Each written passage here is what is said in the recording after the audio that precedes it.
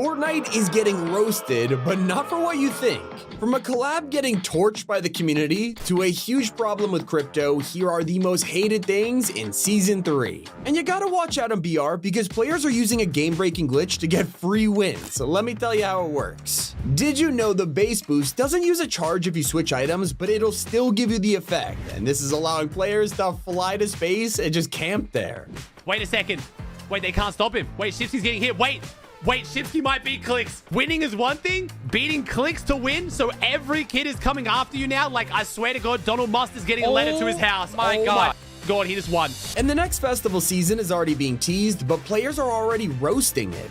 Deadmau5 was officially announced, and while he isn't controversial or anything like that, he's getting called out for being irrelevant. A lot of players feel like his era has passed, with people forgetting about him, only for some fans to emerge and defend the guy. Now, in the end, it all comes down to Festival not being able to please everyone. Not every season is gonna be for you, but you could always hope the next artist is one of your favorites. The only long-range weapon we have this season is the Deadeye DMR. That's right, they vaulted all snipers from the loot pool, and you can't even find a single scope weapon other than a DMR. We went from some of the most OP scope blasters ever to this, which a lot of players think sucks. For a DMR, the damage is too low, and the scope design barely adds any zoom, while also just getting in the way. Now, Season 3 is already getting some crazy collabs, but tell me, why is Cleveland dropping exactly like the show, but Peter couldn't? For some reason, we are still stuck with a buff version, and this just proves it can work, leaving more fans frustrated than ever. Maybe they didn't want to lock the Peter Griffin behind a pass so they could just release him in the shop later. We could only hope. I also hope that after the Simpsons mini-season, we'll get a Family Guy one. Any more POIs, bosses, and some more crazy items besides the Peter medallion.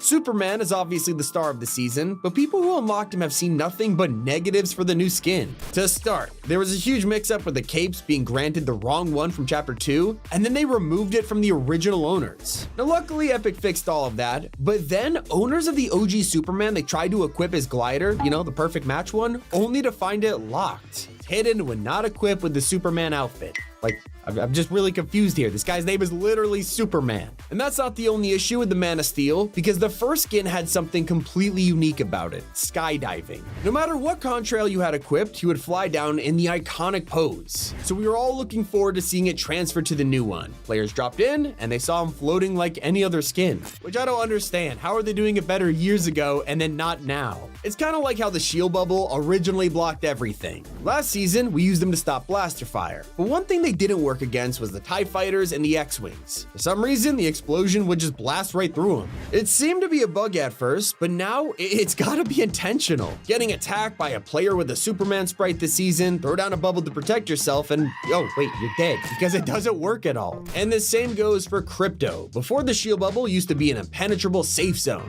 Now, with all the counters, people just think it's useless. Then again, some of you have said that crypto isn't even that good. Obviously, he's a reworked junk riff, which didn't have many fans, but at least that destroyed builds. Throw crypto down and he'll appear a lot faster than a junk riff would, but he won't even break through one wall to hit your opponent. Not to mention that it doesn't really deal damage through the builds. At least the junk riff would straight up wipe someone out. One problem I've seen mentioned a lot has been an issue throughout Chapter 6, and that's durability. It started with the katana and kneecapper, which made sense. It balanced out their power, so you had to use it wisely. But then Epic started going overkill, adding it to the kinetic blade, grapple blade, and the chug cannon. All items that already use a charge or a cooldown system, or even 2 slots to make them more balanced. Now we have got the next in line, the base boost gauntlets. They only have 2 to 3 charges at a time, so you can't spam them, and they're really only good for destroying builds or mobility. So why add durability? At least things like boons don't have durability, because they're our only source of feeling super this season. We've got power-ups like shield regen in the storm, or marking enemies who attack you, but none of them feel super.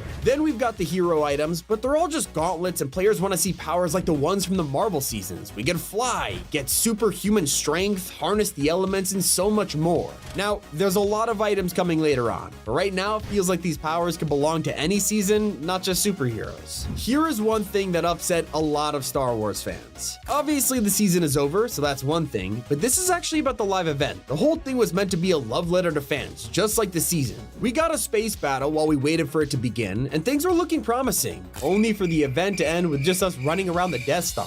We didn't get to recreate the iconic trench run. In fact, we didn't even see it, only watching from the island as it exploded. And obviously not every live event can be a perfect 10 out of 10. At least we got a Star Wars season for the fans out there. Now it's time to move on into a brand new season, bringing back everyone who didn't care for Star Wars, right? Well, sorta. Everything was over, all the blasters and X-Wings gone, but the POIs stayed. And not just one of them, all three, except Vader's Solitude got carried over, and that left everyone surprised and kinda disappointed. Another thing leaving players bummed out is a missing item. Every season, Fortnite shows off the coolest things in the trailers, only to make us wait a month or more until we could use them. Becoming Superman already looks insane and drew in so many players on day one, only to find out they'll have to wait. But you can't really blame Epic here. It'll be a lot to drop a mythic like that on day one, and it makes sense for the perfect mid-season update to keep the game fresh. Keep in mind, the movie doesn't release for like another month. But it definitely isn't refreshing being pinged every 20 seconds in the final zone. A lot of people have shared their thoughts on the new tracking visor because while it's a cool new item that's fun to use, it's kinda overpowered. Now we've had items that ping players before, but one that only has a 20-second cooldown and has a range of an entire endgame circle, you can literally reveal every player left, which is why you guys have been calling for a nerf. Whether it's increasing the delay or just removing it from ranked, and keep in mind, you can drop this to teammates and it resets the cooldown.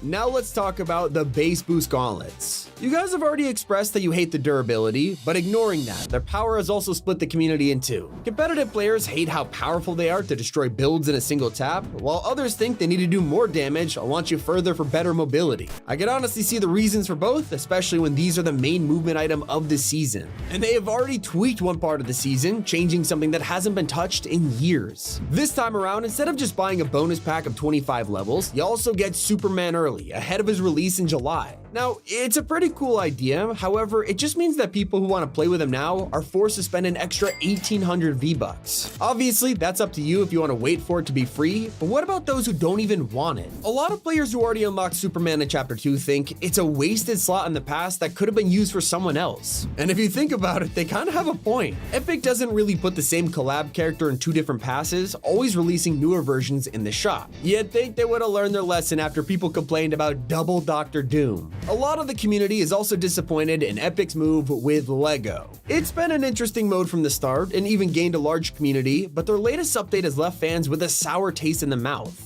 That's AI. Now, if you enter Brick Life, you can run into NPCs that'll speak to you in real time with AI. We all thought Darth Vader's NPC was a one-time thing, but now people feel like it's getting a little out of hand. I don't know. Let me know how you feel about it in the comments. And I think we can all agree that sprites instantly won over the community. I mean, they're just adorable. So we were happy to see them survive all 3 seasons of this chapter until now. We have sprites roaming the island, but why remove the shield and wind sprites? They were super useful and fun to see running around. There is no reason they couldn't stay in. I just hope Epic won't forget about them next season when they take the soup ones away, otherwise it'll be Colombo all over again. And he's not the only one missing, so is Omega. He's back with the new remix skin for the OG pass, but something felt off. The base skin is a white chrome version, which looks amazing, but left players hoping his iconic black would be the second one. Instead, we got gold. For some reason, this is the first OG pass skin to not use the design of the original, and a lot of fans are upset about it. When I asked you what you wanted to change about the season, another thing that came up is weapon mods. These were yet another controversial feature in the game, with some people loving being able to craft your perfect gun, and others hating it. But now we're back to hit scan, so it could really be interesting to see back, especially after these bunkers have appeared all over the map. So it turns out these will actually have more hero caches and items to purchase later in the season. Right now, most of us are finding it pretty difficult to open the hero caches. You usually come across a bunch of them at the start of the game that you cannot open, and it takes a lot of rank up, especially to S tier. By then, they're pretty much all lost in the storm. And speaking of the storm, not only does Team Rumble give you no time before it comes in, but it doesn't matter when there's half the season missing. Yeah, turns out the super sprites aren't in the mode at all, and the same goes for Robin's grappler. Out of everything I talked about in this video, let me know what you agree with and disagree with. It's been Tommy, and keep it here on Top 5 Gaming.